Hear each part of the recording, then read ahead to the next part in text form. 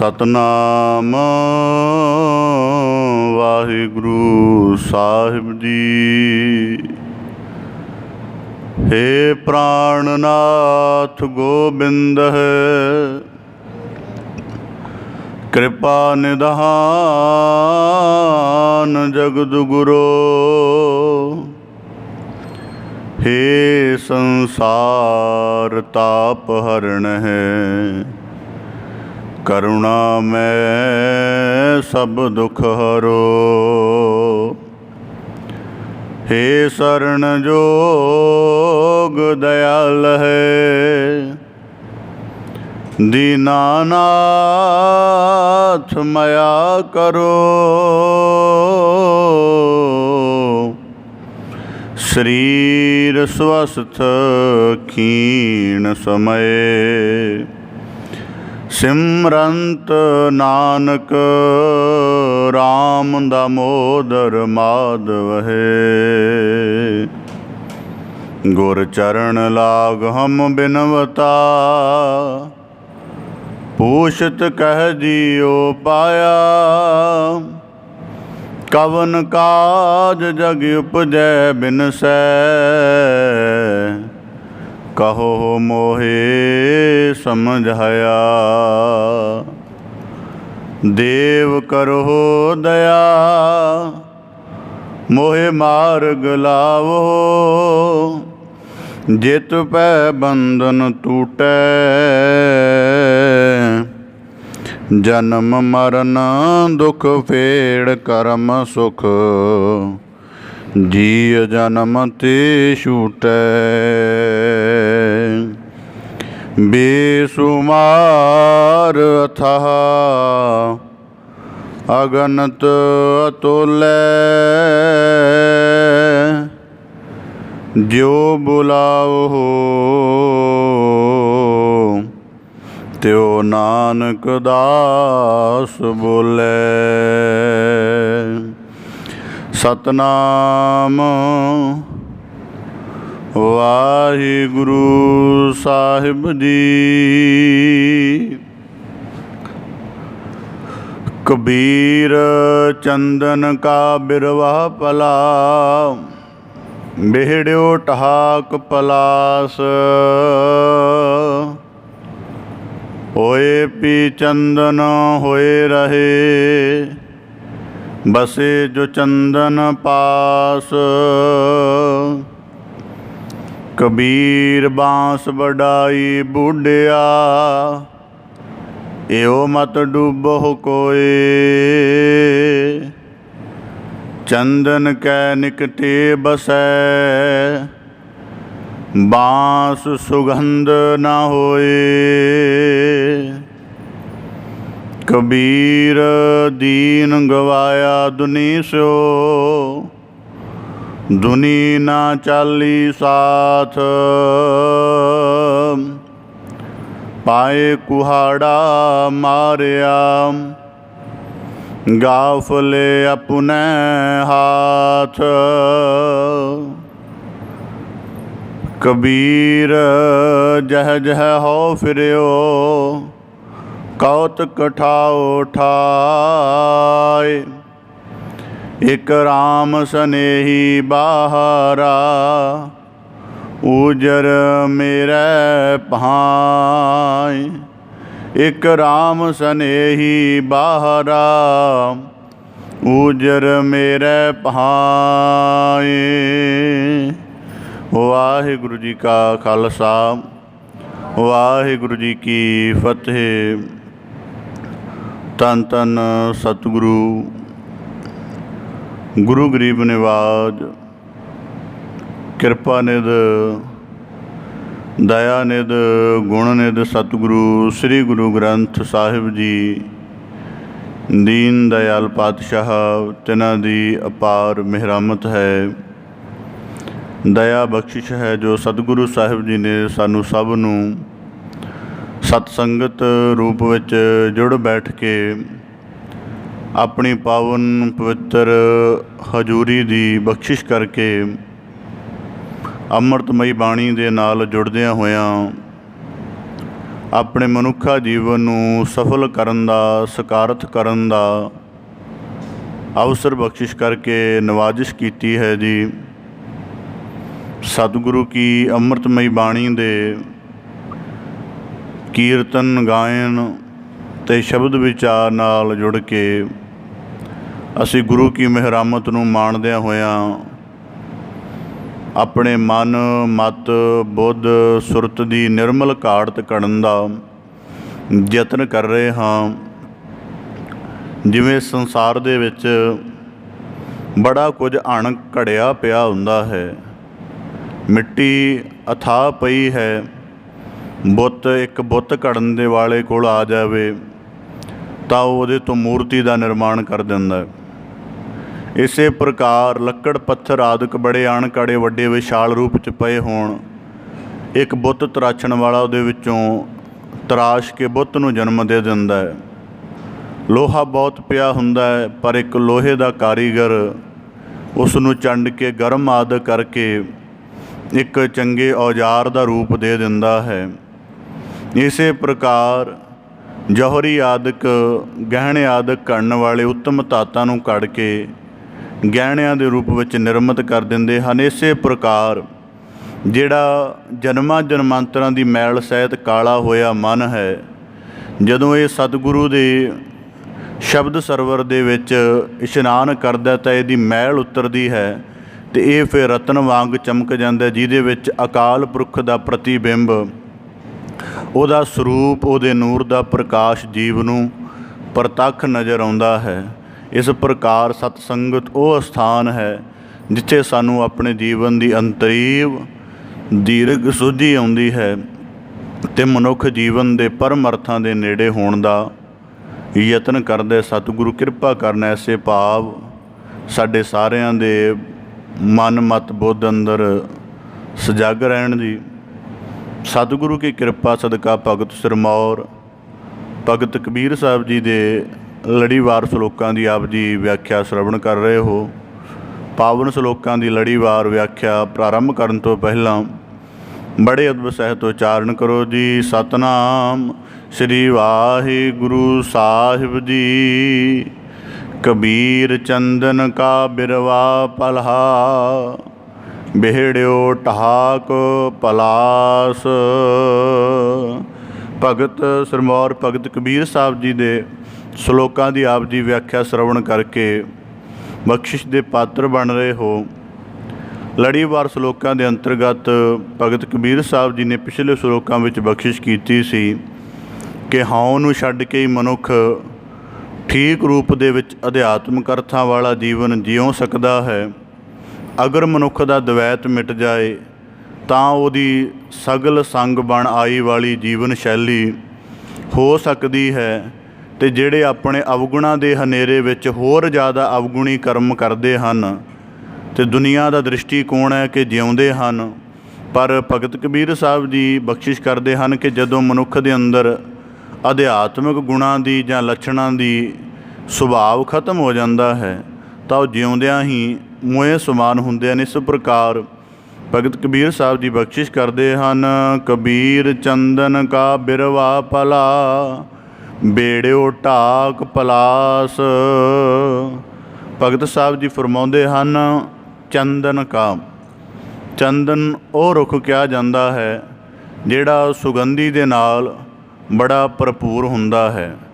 ਉਸ ਨੂੰ ਕਿਸੇ ਪ੍ਰਕਾਰ ਕਰਕੇ ਵੀ ਵਰਤਿਆ ਜਾਵੇ, ਉਹਦਾ ਕਿਸੇ ਪ੍ਰਕਾਰ ਪਾਊਡਰ ਆਦਿਕ ਬਣਾ ਕੇ ਜਾਂ ਉਹਦੀ ਧਾਤ ਨੂੰ ਜਲਾਉਣ ਦੇ ਲਈ ਜਾਂ ਕਿਸੇ ਵੀ ਪ੍ਰਕਾਰ ਕਰਕੇ ਬਹੁਤ ਉੱਤਮ ਜਿਹੜੀ ਹੈ ਰੁੱਖਾਂ ਦੇ ਵਿੱਚ ਉਸ ਨੂੰ ਗਿਣਿਆ ਜਾਂਦਾ ਹੈ।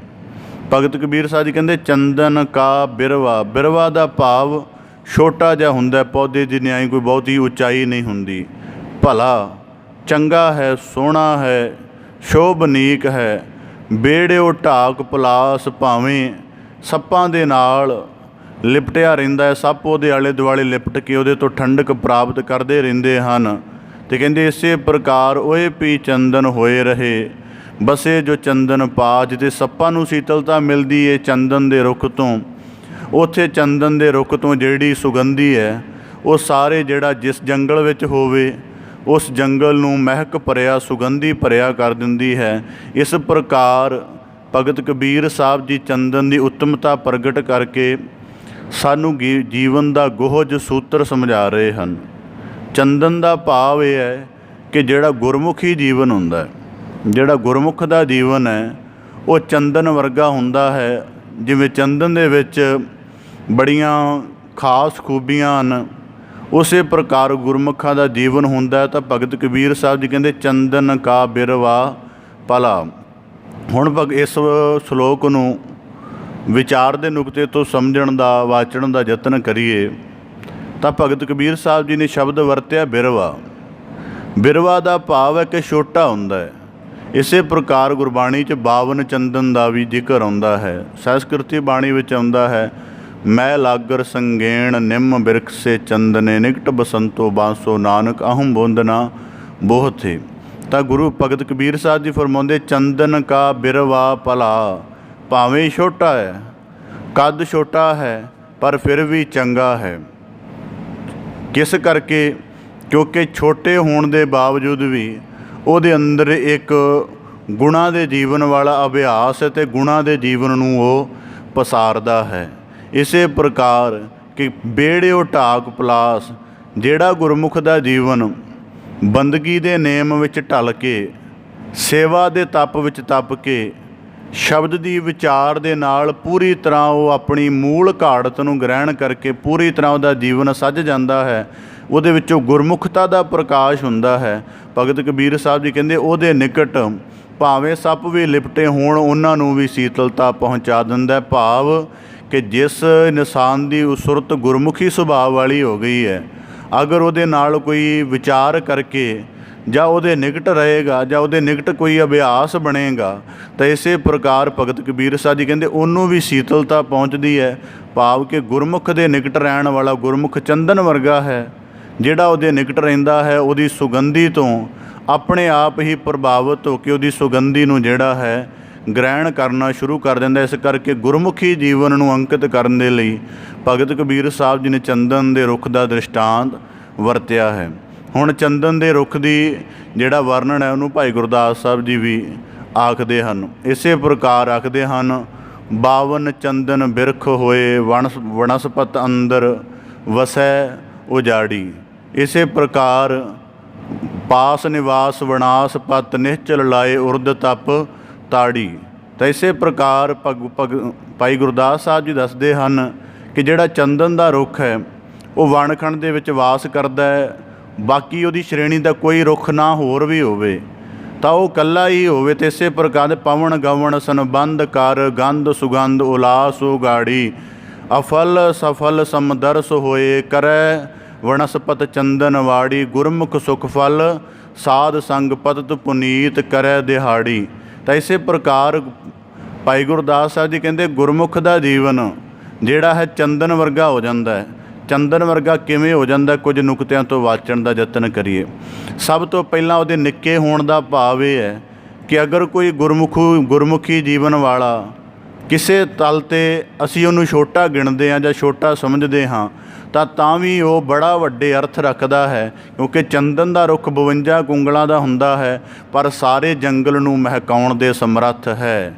ਅਗਰ ਗੁਰਮੁਖ ਦਾ ਜੀਵਨ ਦੀਆਂ ਬਾਹਰੀਆਂ ਲੋੜਾਂ ਜਾਂ ਬਾਹਰੀ ਮਾਪਦੰਡਾਂ ਦੇ ਨਜ਼ਰੀਏ ਤੋਂ ਬੜਾ ਛੋਟਾ ਨਜ਼ਰ ਆ ਰਿਹਾ ਹੋਵੇ ਤਾਂ ਵੀ ਉਹਦੇ ਵਿੱਚ ਸੰਸਾਰ ਨੂੰ ਧੀਰਜ ਦੇਣ ਦੀ, ਸੰਸਾਰ ਨੂੰ ਆਤਮਿਕ ਸਕੂਨ ਦੇਣ ਦੀ ਬੜੀ ਵੱਡੀ ਸਮਰੱਥਾ ਉਹਦੇ ਕੋਲੋਂ ਬੰਦਗੀ ਕਰਕੇ ਸਮਾਈ ਹੁੰਦੀ। ਇਸ ਕਰਕੇ ਭਗਤ ਕਬੀਰ ਸਾਹਿਬ ਜੀ ਕਹਿੰਦੇ ਚੰਦਨ ਕਾ ਬਿਰਵਾ ਭਲਾ। ਛੋਟਾ ਵੀ ਯੋਗ ਹੈ, ਭਾਵੇਂ ਉਹਦੇ ਕੋਲ ਆਪਣੇ ਜੀਵਨ ਦਾ ਬਾਹਰੀ ਬਸਰ ਕਰਨ ਦੇ ਲਈ ਪ੍ਰਿਆਪਤ ਸਾਧਨ ਨਹੀਂ ਹਨ, ਪਰ ਫਿਰ ਵੀ ਉਹਦਾ ਛੋਟਾ ਹੋਣਾ ਜਾਂ ਉਹਦਾ ਨਿਮਨ ਹੋਣਾ ਜਾਂ ਉਹਦਾ ਅਲਪੱਗ ਹੋਣਾ ਵੀ ਬੜੀ ਵੱਡੀ ਮਿਹਰਾਮਤ ਅਰਥ ਰੱਖਦਾ ਹੈ।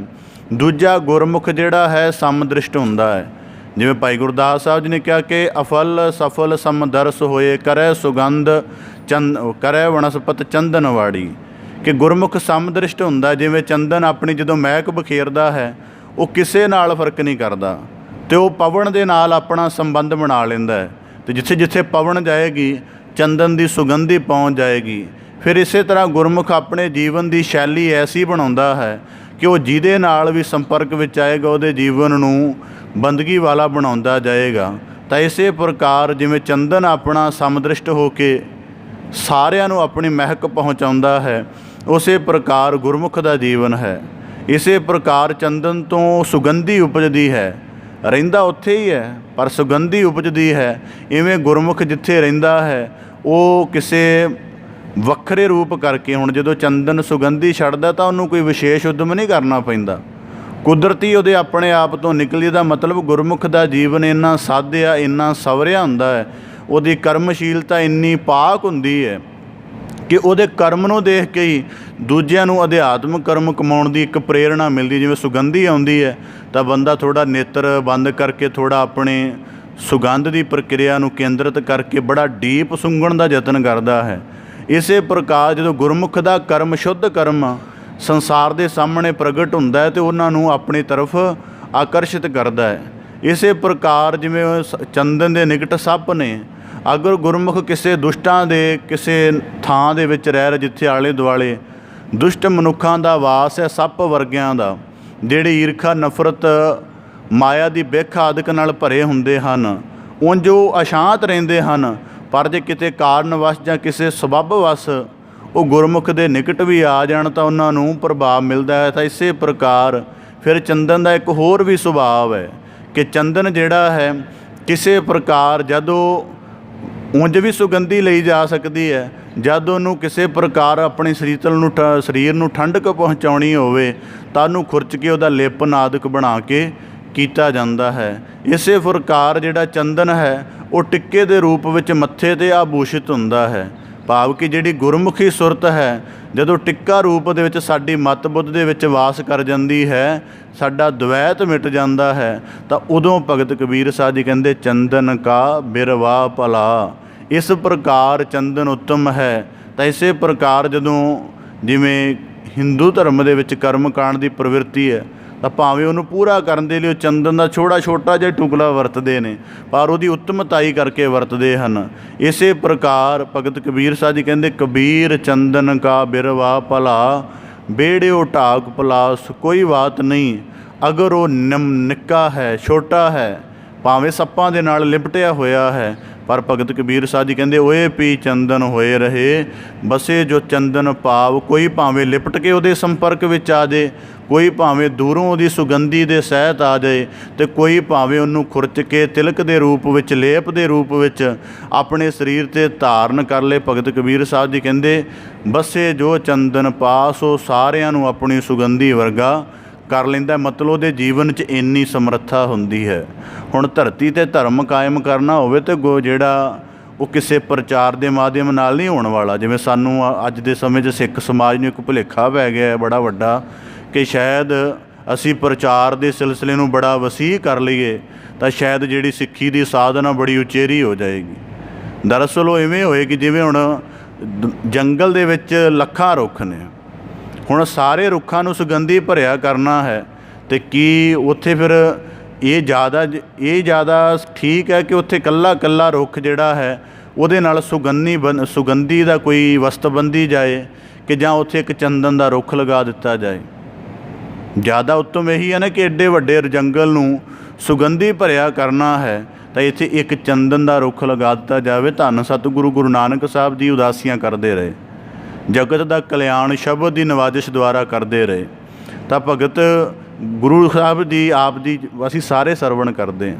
ਗੁਰੂ ਸਾਹਿਬ ਜੀ ਮਹੀਨਾ 2 ਮਹੀਨੇ ਉੱਥੇ ਵਾਸ ਰੱਖਦੇ ਸਨ ਕਿਸੇ ਜਗ੍ਹਾ, ਅਤੇ ਜਦ ਉੱਥੋਂ ਚੱਲਣ ਲੱਗਦੇ ਸਨ ਤਾਂ ਉੱਥੇ ਗੁਰੂ ਸਾਹਿਬ ਜੀ ਇੱਕ ਗੁਰਮੁਖ ਨੂੰ, ਗੁਰਸਿੱਖ ਨੂੰ ਨਵਾਜ਼ਿਸ਼ ਕਰਕੇ ਉੱਥੋਂ ਦੇ ਸੰਗਤਾਂ ਦੀ ਅਧਿਆਤਮਿਕ ਰਹਿਨੁਮਾਈ ਲਈ ਥਾਪ ਜਾਂਦੇ ਸਨ। ਤਾਂ ਮਤਲਬ ਕੀ ਹੈ ਕਿ ਉੱਥੇ ਕੋਈ ਇੱਕ ਵਿਸ਼ੇਸ਼ ਗੁਰਸਿੱਖ ਹੁੰਦਾ ਸੀ ਜਿਹੜਾ ਗੁਰੂ ਸ਼ੋਅ ਦੇ ਨਾਲ ਚੰਦਨ ਵਰਗਾ ਹੋ ਜਾਂਦਾ ਸੀ, ਅਤੇ ਗੁਰੂ ਸਾਹਿਬ ਜੀ ਨੂੰ ਪਤਾ ਇਹਦਾ ਜੀਵਨ ਚੰਦਨ ਵਰਗਾ ਹੈ। ਇਹ ਸਾਰੀਆਂ ਇਹਨਾਂ ਸੰਗਤਾਂ ਨੂੰ ਚੰਦਨ ਦੀ ਨਿਆਈ ਸ਼ੁਭ ਗੁਣਾਂ ਦੇ ਨਾਲ, ਅਧਿਆਤਮਿਕ ਲੱਛਣਾਂ ਦੇ ਨਾਲ, ਸ਼ਬਦ ਦੇ ਪ੍ਰਕਾਸ਼ ਨਾਲ ਨਿਵਾਜਦਾ ਰਹੇਗਾ।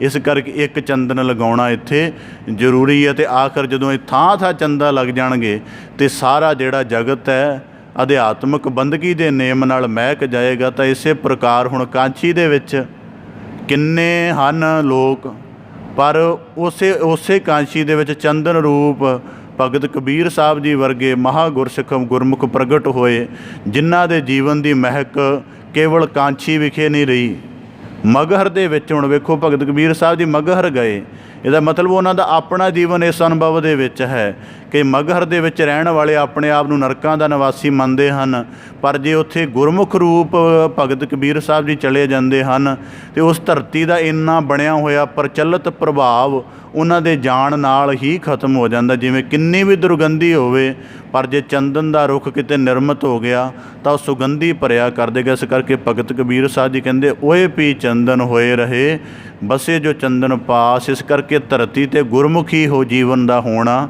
ਜ਼ਰੂਰੀ ਹੈ। ਅਸੀਂ ਅੱਜ ਕਥਨੀ ਕਿਸੇ ਦਿਨ ਵਿਚਾਰ ਦੇ ਸਿਲਸਿਲੇ ਵਿੱਚ ਕਿਸੇ ਨਾਲ ਸਾਂਝ ਹੋ ਰਹੀ ਸੀ ਤਾਂ ਉਹਨੇ ਬੜਾ ਨੁਕਤਾ ਠੀਕ ਦੱਸਿਆ। ਕਹਿੰਦਾ, ਅੱਜ ਮਨੁੱਖ ਧਰਮ ਦੀ ਅਦਾਕਾਰੀ 'ਚ ਪੈ ਗਿਆ। ਜਿਵੇਂ ਮਾਂ ਦਾ ਕਿਰਦਾਰ ਕਰ ਰਹੀ ਹੈ ਕੋਈ ਅਭਿਨੇਤਰੀ, ਤਾਂ ਜ਼ਰੂਰੀ ਤਾਂ ਨਹੀਂ ਉਹਨੇ ਮਾਂ ਵਰਗੀ ਪ੍ਰਸੂਤ ਦੀ ਪੀੜਾ ਜਾਂ ਉਹਦੇ ਵਰਗਾ ਤਿਆਗ ਜਾਂ ਹੋਰ ਕੁਝ ਹੰਡਾਇਆ ਹੋਵੇ, ਅਦਾਕਾਰੀ ਕਰ ਰਹੀ ਹੈ। ਇਸੇ ਪ੍ਰਕਾਰ ਅੱਜ ਮਨੁੱਖ ਧਰਮ ਦੀ ਅਦਾਕਾਰੀ 'ਚ ਪੈ ਗਿਆ। ਲਿਬਾਸ ਦੁਆਰਾ ਧਰਮ ਦੀ ਅਦਾਕਾਰੀ ਕਰ ਲਵਾਂ, ਉਹ ਥੋੜ੍ਹੀ ਬੋਲ ਬਾਣੀ ਜਿਹੜੀ ਆਮ ਵਾਲੀ ਉਹਦੇ ਤੋਂ ਥੋੜ੍ਹੀ ਪਰਾਂ ਜਿਹੀ ਵਾਲੀ ਅਪਣਾ ਕੇ ਜੀ ਵਾਲੀ ਕਰਕੇ ਥੋੜ੍ਹਾ ਜਿਹਾ ਧਰਮੀ ਦਿਖਣ ਦਾ ਯਤਨ ਕਰਾਂ, ਕੁਝ ਕਰਮ ਐਸੇ ਧਾਰਨ ਕਰਾਂ ਕਿ ਉਹ ਅਦਾਕਾਰੀ ਦੇ ਵਿੱਚ ਪੈ ਗਿਆ ਅਤੇ ਧਰਮ ਨੂੰ ਰੂਹ ਦੇ ਅਰਥਾਂ ਦੇ ਵਿੱਚ ਨਹੀਂ ਜਿਉਂ ਰਿਹਾ। ਇਸ ਕਰਕੇ ਭਗਤ ਕਬੀਰ ਸਾਹਿਬ ਜੀ ਕਹਿੰਦੇ, ਚੰਦਨ ਵਰਗੇ ਗੁਰਮੁਖ ਦਾ ਹੋਣਾ ਜ਼ਰੂਰੀ ਹੈ, ਜਿਹੜਾ ਇਸ ਧਰਤੀ 'ਤੇ ਧਰਮ ਦਾ, ਅਧਿਆਤਮਿਕ ਜੀਵਨ ਦਾ ਇੱਕ ਸੰਤੁਲਨ ਅਤੇ ਇੱਕ ਮਾਹੌਲ ਬਣਾ ਕੇ ਰੱਖਦਾ ਹੈ। ਕਬੀਰ ਬਾਂਸ ਵਡਾਈ ਬੂਢਿਆ, ਇਹੋ ਮਤ ਡੁੱਬੋ ਕੋਏ, ਚੰਦਨ ਕੈ ਨਿਕਟੈ ਬਸੈ ਬਾਂਸ ਸੁਗੰਧ ਨਾ ਹੋਏ। ਹੁਣ ਪਹਿਲੇ ਸਲੋਕ ਵਿੱਚ ਚੰਦਨ ਦੀ ਉੱਤਮਤਾ ਅਤੇ ਚੰਦਨ ਦੀ ਮਹੱਤਤਾ, ਉਹਦਾ ਪ੍ਰਭਾਵ ਪ੍ਰਗਟ ਕੀਤਾ ਭਗਤ ਕਬੀਰ ਸਾਹਿਬ ਜੀ ਨੇ। ਹੁਣ ਅਗਲੇ ਸਲੋਕ ਵਿੱਚ ਭਗਤ ਸਾਹਿਬਾਨ ਜੀ ਬਖਸ਼ਿਸ਼ ਕਰਦੇ ਹਨ, ਕਬੀਰ ਬਾਂਸ ਵਡਾਈ ਬੂਢਿਆ। ਭਗਤ ਕਬੀਰ ਸਾਹਿਬ ਜੀ ਕਹਿੰਦੇ, ਇਸ ਤਰ੍ਹਾਂ ਦਾ ਜੀਵਨ ਬਿਲਕੁਲ ਨਹੀਂ ਹੋਣਾ ਚਾਹੀਦਾ ਵਾਂਸ ਵਰਗਾ। ਇਉਂ ਮਤ ਡੁੱਬੋ ਕੋਏ, ਇਸ ਤਰ੍ਹਾਂ ਦਾ ਨਾ ਜੀਵਨ ਵਾਂਸ ਵਰਗਾ ਰਹਿ ਜਾਵੇ। ਚੰਦਨ ਕੈ ਨਿਕਟੇ ਬਸੈ ਬਾਂਸ ਸੁਗੰਧ ਨਾ ਹੋਏ, ਚੰਦਨ ਦੇ ਨਿਕਟ ਰਹਿ ਕੇ ਵੀ ਵਾਂਸ ਜਿਹੜਾ ਹੈ ਸੁਗੰਧੀ ਤੋਂ ਹੀਣਾ ਰਹਿ ਜਾਂਦਾ ਹੈ। ਕਹਿੰਦੇ ਕਿਤੇ ਇਸ ਤਰ੍ਹਾਂ ਦਾ ਮਨਮੁਖਤਾ ਵਾਲਾ ਜੀਵਨ ਸਾਡਾ ਨਾ ਰਹਿ ਜਾਏ। ਜਿਵੇਂ ਵਾਂਸ ਦਾ ਜੀਵਨ ਨਿਸ਼ਫਲ ਚੱਲਿਆ ਜਾਂਦਾ ਹੈ ਕਿ ਚੰਦਨ ਦੇ ਨਿਕਟ ਰਹਿ ਕੇ ਵੀ ਸੁਗੰਧੀ ਤੋਂ ਹੀਣਾ ਹੈ, ਕਿਵੇਂ ਇਸ ਤਰ੍ਹਾਂ ਦਾ ਅਸੀਂ ਆਪਣੇ ਮਨ ਦਾ ਸੁਭਾਵ ਨਾ ਧਾਰਨ ਕਰ ਲਈਏ ਕਿ ਗੁਰਮੁਖਾਂ ਦੀ ਜਾਂ ਸਤ ਸੰਗਤ ਦੇ ਵਿੱਚ ਰਹਿ ਕੇ ਵੀ ਸਾਡਾ ਜੀਵਨ ਵਾਂਸ ਵਰਗਾ ਬਣਿਆ ਰਵੇ। ਹੁਣ ਇਹ ਮਨਮੁਖਤਾ, ਪਹਿਲੇ ਸਲੋਕ ਵਿੱਚ ਚੰਦਨ ਦੁਆਰਾ ਗੁਰਮੁਖਤਾ ਦਾ ਸੂਤਰ ਸਮਝਾਇਆ ਸੀ, ਹੁਣ ਇਸ ਸਲੋਕ ਦੇ ਵਿੱਚ ਮਨਮੁਖਤਾ ਦਾ ਸੂਤਰ ਸਮਝਾ ਰਹੇ ਨੇ। ਸਿਆਣਿਆਂ ਨੇ ਵਾਂਸ ਦੇ ਪੰਜ ਅਵਗੁਣ ਮੰਨੇ ਹਨ। ਸਭ ਤੋਂ ਪਹਿਲਾ ਜਿਹੜਾ ਹੈ ਗੰਡੈਲ ਹੁੰਦਾ, ਭਾਵ ਕਿ ਉਹਦੇ ਵਿੱਚ ਗੰਢਾਂ ਹੁੰਦੀਆਂ ਨੇ। ਦੂਜਾ ਅੰਦਰੋਂ ਪੋਲਾ ਹੁੰਦਾ ਹੈ। ਤੀਜਾ ਉੱਚਾ ਹੋਣ ਕਰਕੇ ਉਹ ਇਸੇ ਪ੍ਰਕਾਰ ਹੁੰਦਾ ਹੈ। ਚੌਥਾ ਛਿਲਤਰਾਂ ਵਾਲਾ ਹੁੰਦਾ ਹੈ। ਪੰਜਵਾਂ ਕੁੱਲ ਘਾਤੀ ਹੁੰਦਾ। ਕੁੱਲ ਘਾਤੀ ਦਾ ਭਾਵ ਕਿ ਜਦੋਂ ਜੰਗਲਾਂ ਵਿੱਚ ਅੰਗ ਲੱਗਦੀ ਹੋਰ ਕਿਸੇ ਰੁੱਖਾਂ ਨੂੰ ਨਹੀਂ ਲੱਗਦੀ। ਉਹ ਜਦੋਂ ਦੋ ਵਾਂਸ ਬਿਲਕੁਲ ਸੁੱਕੇ ਆਪਸ ਦੇ ਵਿੱਚ ਖੈਸਰਦੇ ਨੇ, ਉੱਥੋਂ ਰਗੜ ਪੈਦਾ ਹੁੰਦੀ ਤਾਂ ਉਹਦੇ ਕਰਕੇ ਅੱਗ ਲੱਗਦੀ, ਭਾਵ ਕਿ ਆਪਣੇ ਕੁੱਲ ਦਾ ਘਾਤ ਕਰਦਾ। ਤਾਂ ਇਸੇ ਪ੍ਰਕਾਰ ਇਹਦੇ ਅਵਗੁਣ ਮੰਨੇ ਗਏ ਹਨ। ਇਸੇ ਪ੍ਰਕਾਰ ਭਗਤ ਕਬੀਰ ਸਾਹਿਬ ਜੀ ਕਹਿੰਦੇ, ਮਨਮੁਖੀ ਸੁਭਾਅ ਵਾਲਾ ਜਿਹੜਾ ਜੀਵ ਹੈ ਉਹ ਗੰਡੈਲ ਹੁੰਦਾ। ਗੰਡੈਲ ਦਾ ਭਾਵ ਇਸੇ ਪ੍ਰਕਾਰ ਵਾਂਸ ਦਾ ਇੱਕ ਅਵਗੁਣ ਇਹ ਵੀ ਮੰਨਿਆ ਗਿਆ ਹੈ ਕਿ ਜਿਹੜੀ ਉਹਦੀ ਪਰਤ ਹੁੰਦੀ ਹੈ, ਜਿਹੜੀ ਉਹਦੀ ਤਣੇ ਦੀ ਪਰਤ ਹੁੰਦੀ ਹੈ, ਉਹ ਉੱਪਰਲੀ ਇਸ ਤਰ੍ਹਾਂ ਦੀ ਸਖਤ ਹੁੰਦੀ ਹੈ ਕਿ ਉਹਦੇ ਵਿੱਚ ਹਵਾ ਜਾਂ ਕੋਈ ਹੋਰ ਤੱਤ ਦਾਖਲ ਹੋਣ ਦੀ ਗੁੰਜਾਇਸ਼ ਹੀ ਨਹੀਂ ਹੁੰਦੀ। ਇਸੇ ਪ੍ਰਕਾਰ ਜਿਹੜਾ ਆਪਣੇ ਮਨ ਦੇ ਸਹਿਤ ਹਉਂ ਦੇ ਅਭਿਮਾਨ ਵਿੱਚ ਫਸਿਆ ਹੈ, ਸਮਝ ਲਓ ਉਹਦੇ ਜੀਵਨ ਵਿੱਚ ਵਾਂਸ ਦੇ ਉੱਪਰ ਜਿਵੇਂ ਇੱਕ ਪਰਤ ਚੜ੍ਹੀ ਹੁੰਦੀ ਸਖਤ ਜੀ, ਤਾਂ ਇਸੇ ਪ੍ਰਕਾਰ ਉਹਦੇ ਜੀਵਨ ਦੇ ਉੱਪਰ ਹਉਂ ਦੀ ਪਰਤ ਚੜ੍ਹੀ ਹੁੰਦੀ ਹੈ। ਉਹ ਚੰਦਨ ਦੇ ਨਿਕਟ ਰਵੇ, ਉਹ ਇਸ ਹਉਂ ਦੇ ਵਿੱਚ ਰਹਿੰਦਾ ਹੈ ਕਿ ਇਹ ਗੁਰਸਿੱਖ ਹੈ, ਇਹ ਸਧਾਰਨ ਜਿਹੇ ਜੀਵਨ ਜਿਉਣ ਵਾਲਾ ਹੈ, ਮੈਂ ਜ਼ਿਆਦਾ ਪ੍ਰਤਿਸ਼ਠਿਤ ਹਾਂ, ਮੇਰੇ ਕੋਲ ਜ਼ਿਆਦਾ ਸਾਧਨ ਸੰਪੰਨ ਨੇ। ਇਸ ਪ੍ਰਕਾਰ ਵਾਂਸ ਦੀ ਨਿਆਈ ਬੰਦਾ ਮਨਮੁਖੀ ਅਭਿਆਸ ਵਿੱਚ ਰਹਿੰਦਾ ਹੈ। ਦੂਜਾ ਪਹਿਲਾਂ ਇਸ ਕਰਕੇ, ਦੂਜਾ ਗੰਡੈਲ, ਉਹਦੇ ਅੰਦਰ ਇਹ ਗੰਢ ਬਣੀ ਰਹਿੰਦੀ ਹੈ ਕਿ ਮੈਂ ਇਸ ਤਰ੍ਹਾਂ ਦੇ ਨਿਮਨ ਦੇ ਭਾਵ ਗੁਰਸਿੱਖ ਦੇ ਕੋਲ ਕਿਉਂ ਜਾਵਾਂ, ਮੈਂ ਤਾਂ ਉਚੇਰਾ ਹਾਂ। ਮੇਰਾ ਜਿਹੜਾ ਕੱਦ ਜਿਵੇਂ ਵਾਂਸ ਬੜੀ ਲੰਬਾਈ ਵਾਲਾ ਹੁੰਦਾ ਹੈ, ਉਹ ਪ੍ਰਵਾਨ ਨਹੀਂ ਕਰਦਾ, ਉਹ ਆਪਣੇ ਅਹੰਕਾਰੀ ਉੱਚਤਾ ਦਾ ਸਾਹਮਣੇ ਰੱਖਦਾ ਹੈ ਅਤੇ ਦੂਜੇ ਦੇ ਦੂਜੇ ਦੇ ਗੁਣ ਸੰਗ੍ਰਹਿਣ ਕਰਨ ਤੋਂ ਉਹ ਵਿਰਵਾ ਰਹਿ ਜਾਂਦਾ ਹੈ। ਇਸੇ ਪ੍ਰਕਾਰ ਅੰਦਰੋਂ ਪੋਲਾ ਹੁੰਦਾ ਹੈ कि बाहरों बड़ा जचाउंदा है अपने आप नूं कि उंज बड़ा संपन्न है, पर अंदर भगती, सिदक, भरोसा, सेवा ਜਾਂ ਜਿਹੜੇ ਨਿਮਰਤਾ ਰੂਪ ਗੁਣ ਹਨ ਉਹ ਨਹੀਂ ਹੁੰਦੇ। ਬਾਹਰੋਂ ਸਖਤ ਪ੍ਰਤੀਤ ਹੁੰਦਾ ਪਰ ਅੰਦਰੋਂ ਪੋਲਾ ਹੁੰਦਾ ਹੈ। ਭਾਵ ਕਿ ਅੰਦਰ ਜਦੋਂ ਕੋਈ ਵੱਡਾ ਜੀਵਨ ਦਾ ਸੰਕਟ ਬਣ ਜਾਏ ਉਹਨੂੰ ਚੱਲ ਨਹੀਂ ਸਕੇਗਾ, ਬਾਹਰੋਂ ਮੁਖਤਾ ਤੋਂ ਬੜੀ ਪ੍ਰਗਟ ਕਰਦਾ ਹੈ। ਇਸੇ ਪ੍ਰਕਾਰ ਕੁੱਲ ਘਾਤੀ ਦਾ ਭਾਵ ਇਹ ਹੈ ਕਿ ਉਹ ਦੂਜੇ ਦੇ ਜੀਵਨ ਦਾ ਕੋਈ ਉਧਾਰ ਨਹੀਂ ਕਰਦਾ, ਕਿ ਉਹ ਆਪਣੇ ਔਗਣਾਂ ਦੇ ਵਿੱਚ ਹੀ ਗਲਤਾਨ ਰਹਿੰਦਾ। ਤਾਂ ਇਸੇ ਪ੍ਰਕਾਰ ਭਗਤ ਕਬੀਰ ਸਾਹਿਬ ਜੀ ਕਹਿੰਦੇ ਬਾਂਸ ਵਡਾਈ ਬੂਢਿਆ ਇਹੋ ਮਤ ਡੂਬੋ ਕੋਏ। ਤਾਂ ਇਸੇ ਪ੍ਰਕਾਰ ਭਗਤ ਕਬੀਰ ਸਾਹਿਬ ਜੀ ਕਹਿੰਦੇ ਇਵੇਂ ਦੀ ਹਾਲਤ ਨਾ ਹੋ ਜਾਏ ਕਿ ਬਾਂਸ ਵਰਗੇ ਰਹੀਏ। ਹੁਣ ਜਿਵੇਂ ਅਸੀਂ ਰੋਜ਼ਾਨਾ ਸਾਰੇ ਚੰਦਨ ਦੇ ਨੇੜੇ ਬੈਠਣ ਦਾ ਹੀ ਯਤਨ ਕਰਦੇ ਹਾਂ, ਭਾਵ ਕਿ ਬਾਣੀ ਦੀ ਵਿਚਾਰ ਅਸੀਂ ਸੁਣਦੇ ਹਾਂ। ਹੁਣ ਬਾਣੀ ਦੇ ਵਿਚਾਰ ਅਸੀਂ ਸੁਣਦੇ ਹਾਂ, ਕੱਥਦੇ ਹਾਂ, ਸਮਝਦੇ ਹਾਂ, ਮਾਣਦੇ ਹਾਂ, ਪਰ ਜੇ ਇਹ ਕੁਝ ਕਰਦਿਆਂ ਹੋਇਆਂ ਬਾਂਸ ਵਰਗਾ ਸੁਭਾਅ ਬਣਿਆ ਰਿਹਾ ਤਾਂ ਜਿਹੜੀ ਬਾਣੀ ਦੀ ਚੰਦਨ ਵਰਗੀ ਮਹਿਕਾਉਣ ਵਾਲੀ ਵਿਚਾਰ ਹੈ ਉਹਦਾ ਵੀ ਸਾਨੂੰ ਕੋਈ ਲਾਭ ਨਹੀਂ ਪਹੁੰਚ ਸਕੇਗਾ। ਇਸ ਕਰਕੇ ਜਿਵੇਂ ਹੁਣ ਨਾ ਸਹਿਸਕ੍ਰਿਤੀ ਬਾਣੀ 'ਚ ਵਾਕ ਆਉਂਦਾ, ਮੈਂ ਲਾਗਰ ਸੰਗੇਣ ਨਿੰਮ ਬਿਰਖ ਸੇ ਚੰਦਨ ਹੈ। ਨਿੰਮ ਦਾ ਰੁੱਖ ਕੌੜਾ ਹੈ, ਉਹਦਾ ਸੁਭਾਅ ਕੁੜੱਤਣ ਵਾਲਾ ਹੈ, ਪਰ ਚੰਦਨ ਦੇ ਨਿਕਟ ਰਹਿ ਕੇ ਉਹ ਵੀ ਸੁਗੰਧੀ ਵਾਲਾ ਹੋ ਜਾਂਦਾ ਹੈ। ਪਰ ਦੂਜੇ ਪਾਸੇ ਵਾਂਸ ਜਿਹੜਾ ਹੈ ਉਹ ਚੰਦਨ ਦੇ ਨਿਕਟ ਰਹਿ ਕੇ ਉਹਦੀ ਸੁਗੰਧੀ ਤੋਂ ਵਿਰਵਾ ਰਹਿ ਜਾਂਦਾ। ਇਸੇ ਪ੍ਰਕਾਰ ਭਗਤ ਕਬੀਰ ਸਾਹਿਬ ਜੀ ਕਹਿੰਦੇ ਕਿ ਇਹ ਨਾ ਹੋਵੇ ਕਿ ਜੀਵਨ ਦੇ ਵਿੱਚ ਇਸ ਤਰ੍ਹਾਂ ਦੀ ਮਨਮੁਖਤਾ ਬਣੀ ਰਹੇ ਕਿ ਜਿਹੜੇ ਗੁਰਸਿੱਖ ਜਾਂ ਗੁਰਮੁਖ ਚੰਦਨ ਵਰਗੇ ਹਨ, ਜਾਂ ਗੁਰਬਾਣੀ ਦੀ ਸ਼ਬਦ ਵਿਚਾਰ ਜਿਹੜੀ ਚੰਦਨ ਰੂਪ ਦੇ ਵਿੱਚ ਸਾਨੂੰ ਮਹਿਕਾਉਣ ਵਾਲੀ ਹੈ, ਉਹਨੂੰ ਸੁਣਦਿਆਂ, ਮਾਣਦਿਆਂ, ਜਾਣਦਿਆਂ ਹੋਇਆਂ ਵੀ ਉਹਦੇ ਨਿਕਟ ਰਹਿੰਦਿਆਂ ਵੀ ਅਸੀਂ ਵਾਂਸ ਵਾਂਗ ਸੁਗੰਧੀ ਤੋਂ ਹੀਣੇ ਰਹਿ ਜਾਈਏ। ਇਸੇ ਪ੍ਰਕਾਰ ਅੱਜ ਦੇ ਸਮੇਂ ਵਿੱਚ ਜਿਹੜਾ ਸਤਸੰਗੀ ਮਨੁੱਖ ਹੈ ਉਹਦੇ ਲਈ ਇਹ ਦੋ ਸਲੋਕ ਬੜਾ ਵੱਡਾ ਕਾਰਜ ਕਰ ਸਕਦੇ ਨੇ। ਕਈ ਵਾਰੀ ਮੈਨੂੰ ਜਦ ਕਦੇ ਕੋਈ ਇੱਕ ਬੇਪ੍ਰਤੀਤ ਵਾਲਾ ਇਨਸਾਨ ਮਿਲਦਾ ਨਾ ਤਾਂ ਉਹ ਕਿਸੇ ਸਤਸੰਗੀ ਦੇ ਬਾਬਤ ਇਹ ਕਹਿ ਦਿੰਦਾ ਜੀ ਸਾਡਾ ਨਿਕਟਵਰਤੀ ਹੈ, ਬੜਾ ਧਰਮ ਕਰਮ ਦੇ ਕੰਮ ਕਰਦਾ ਹੈ, ਸਤਸੰਗਤ ਵਿੱਚ ਰੋਜ਼ਾਨਾ ਜਾਂਦਾ ਹੈ, ਹੋਰ ਸਾਰੇ ਕਰਮ ਬੜੀ ਪਾਬੰਦੀ ਨਾਲ ਕਰਦਾ ਹੈ, ਪਰ ਉਹਦੇ ਜੀਵਨ 'ਚ ਔਗੁਣ ਵੀ ਨੇ। ਮਤਲਬ ਇਸ ਤਰ੍ਹਾਂ ਦਾ ਉਹ ਆਮ ਸਮਾਜ ਦੇ ਵਿੱਚ ਵਿਵਹਾਰ ਕਰਦਾ ਹੈ। ਤਾਂ ਫਿਰ ਦੁਖਤ ਹੁੰਦਾ ਅਤੇ ਗੱਲ ਸਮਝ ਆਉਂਦੀ ਹੈ ਕਿ ਬਹਿੰਦਾ ਤਾਂ ਰੋਜ਼ ਚੰਦਨ ਪਾਸ ਹੈ ਪਰ ਬਹਿੰਦਾ ਵਾਂਸ ਵਾਂਗ ਹੈ, ਕਿ ਉਹਦੀ ਸੁਗੰਧੀ ਗ੍ਰਹਿਣ ਕਰਨ ਦਾ ਕੋਈ ਯਤਨ ਨਹੀਂ ਕਰਦਾ, ਕਿਉਂਕਿ ਆਪਣਾ ਸੁਭਾਅ ਹੀ ਐਸਾ ਬਣਾਇਆ ਹੋਇਆ ਹੈ। ਤਾਂ ਭਗਤ ਕਬੀਰ ਸਾਹਿਬ ਜੀ ਕਹਿੰਦੇ ਇਸੇ ਪ੍ਰਕਾਰ ਚੰਦਨ ਕੈ ਨਿਕਟੈ ਬਸੈ ਬਾਂਸ ਸੁਗੰਧ ਨਾ ਹੋਵੇ। ਸਭ ਤੋਂ ਪਹਿਲਾਂ ਜੇ ਕਿਤੇ ਸਾਡੀ ਚੰਦਨ ਔਰ ਬਾਂਸ ਵਰਗਾ ਉੱਚਾ ਲੰਬਾਈ ਵੀ ਹੈ ਅਤੇ ਇਹਦਾ ਭਰਮ ਨਾ ਹੋਵੇ, ਇਹਨੂੰ ਛੱਡਣਾ ਪੈਂਦਾ ਤਾਂ ਚੰਦਨ ਦੀ। ਫਿਰ ਇਸ ਤਰ੍ਹਾਂ ਦੀ ਸਾਡੀ ਮੱਤ ਨਾ ਹੋਵੇ ਜਿਵੇਂ ਸਵਾਂਸ ਦੇ ਉੱਪਰ ਇੱਕ ਸਖਤ ਪਰਤ ਹੁੰਦੀ ਹੈ, ਉਹ ਕਿਸੇ ਚੀਜ਼ ਨੂੰ ਅੰਦਰ ਦਾਖਲ ਨਹੀਂ, ਪਾਣੀ ਨੂੰ ਵੀ ਨਹੀਂ ਦਾਖਲ ਹੋਣ ਦਿੰਦੀ ਜਲਦੀ ਕੀਤਿਆਂ। ਇਸੇ ਪ੍ਰਕਾਰ ਕਿਤੇ ਸਾਡੀ ਐਸੀ ਅਸਾਧ ਮੱਤ ਨਾ ਹੋਵੇ ਕਿ ਗੁਰਬਾਣੀ ਦਾ ਭਾਵੇਂ ਸਾਨੂੰ ਕਿੰਨੀ ਗਹਿਰਾਈ ਦੇ ਵਿੱਚ ਗੱਲ ਸਮਝਾਈ ਜਾਵੇ ਤਾਂ ਵੀ ਅਸੀਂ ਉਹਨੂੰ ਨਾ ਪਰਣਾਈਏ। ਇਸੇ ਪ੍ਰਕਾਰ ਕੇਵਲ ਬਾਹਰੀ ਮੁਖਤਾ ਦਾ ਭਰਮ ਨਾ ਬਣਾ ਸਕੀਏ, ਬਾਂਸ ਵਾਂਗ ਬਾਰੀ ਸਖਤ ਨਾ ਹੋਈਏ ਅਤੇ ਅੰਦਰੋਂ ਸਾਡੀ ਪੋਲਾਪਣ ਬਣਿਆ ਰਹੇ, ਸਗੋਂ ਅੰਦਰੋਂ ਨੂੰ ਬਾਹਰੀ ਲਿਬਾਸ ਦੀ ਬਜਾਏ, ਬਾਹਰੀ ਕਰਮ ਨੂੰ ਸਖਤ ਕਰਨ ਦੀ ਬਜਾਏ ਆਪਣੇ ਅੰਤਰੀਵ ਦੇ ਵਿੱਚ ਧਰਮ ਦੇ ਸਾਧਨਾਂ ਨੂੰ ਥਾਂ ਦਈਏ। ਤਾਂ ਭਗਤ ਕਬੀਰ ਸਾਹਿਬ ਜੀ ਕਹਿੰਦੇ ਤਾਂ ਉੱਤਮ ਹੈ। ਅਤੇ ਜੇ ਇਸ ਤਰ੍ਹਾਂ ਦਾ ਨਾ ਕਰਮ ਕੀਤਾ ਜਾਏ ਤਾਂ ਵਾਂਸ ਵਰਗੀ ਹਾਲਤ ਹੋ ਜਾਂਦੀ ਹੈ। ਚੰਦਨ ਕੈ ਨਿਕਟੈ ਬਸੈ ਬਾਂਸ ਸੁਗੰਧ ਨਾ ਹੋਏ। ਤਾਂ ਜਿਸੇ ਕਰਕੇ ਮਨੁੱਖ ਧਰਮ ਗ੍ਰੰਥਾਂ ਦੇ ਨੇੜੇ ਬੈਠਦੇ ਨੇ, ਉਹਨਾਂ ਦੀ ਤਾਬਿਆ ਬੈਠਦੇ ਨੇ, ਕਥਨੀ ਕਰਦੇ ਨੇ, ਪਰ ਇਸ ਕਰਕੇ ਰਹਿੰਦੇ ਵਾਂਸ ਵਰਗੇ ਹਨ। ਇਸ ਕਰਕੇ ਗੱਲ ਨਾ ਚੰਦਨ ਦੀ ਹੋ ਰਹੀ ਹੈ ਨਾ ਵਾਂਸ ਦੀ ਹੋ ਰਹੀ ਹੈ, ਗੱਲ ਹੋ ਰਹੀ ਹੈ ਗੁਰਮੁਖ ਅਤੇ ਮਨਮੁਖਤਾ ਦੀ। ਕਿ ਜਦੋਂ ਮਨੁੱਖ ਗੁਰਮੁਖੀ ਹੋ ਜਾਂਦਾ, ਭਾਵਕ ਆਪਣੀ ਮਨ ਮਤ ਬੁੱਧ ਦੀ ਹਉਂ ਛੱਡ ਕੇ ਗੁਰੂ ਸਰੂਪ ਦੇ ਗਿਆਨ ਨੂੰ ਧਾਰਨ ਕਰ ਲੈਂਦਾ ਹੈ, ਉਦੋਂ ਚੰਦਨ ਵਰਗਾ ਹੋ ਜਾਂਦਾ ਹੈ। ਅਤੇ ਜਦੋਂ ਆਪਣੇ ਮਨ ਦੇ ਅਸਾਧ ਵੇਗਾਂ ਵਿੱਚ ਪਿਆ ਰਹਿੰਦਾ ਹੈ ਤਾਂ ਉਦੋਂ ਉਹ ਵਾਂਸ ਵਰਗਾ ਹੋ ਜਾਂਦਾ ਹੈ ਅਤੇ ਉਹਦੀ ਕੋਈ ਖਾਸ ਪ੍ਰਤੀਤ ਨਹੀਂ ਹੁੰਦੀ ਹੈ। ਅਤੇ ਇਸ ਪ੍ਰਕਾਰ ਇਸ ਸ਼ਲੋਕ ਵਿੱਚ ਭਗਤ ਕਬੀਰ ਸਾਹਿਬ ਦੀ ਬਖਸ਼ਿਸ਼ ਕਰਦੇ ਹਨ, ਚੰਦਨ ਕੈ ਨਿਕਟੈ ਬਸੈ। ਔਰ ਸ਼ਬਦ ਵਰਤਿਆ ਨਿਕਟੈ, ਕਿ ਨਾਲ ਵੀ ਜੁੜਿਆ ਰਵੇ। ਸੱਪ ਨਾਲ ਜੁੜ ਜਾਂਦਾ ਹੈ, ਉਹਨੂੰ ਥੋੜ੍ਹੀ ਬਹੁਤੀ ਠੰਡਕ ਪਹੁੰਚ ਜਾਂਦੀ ਹੈ।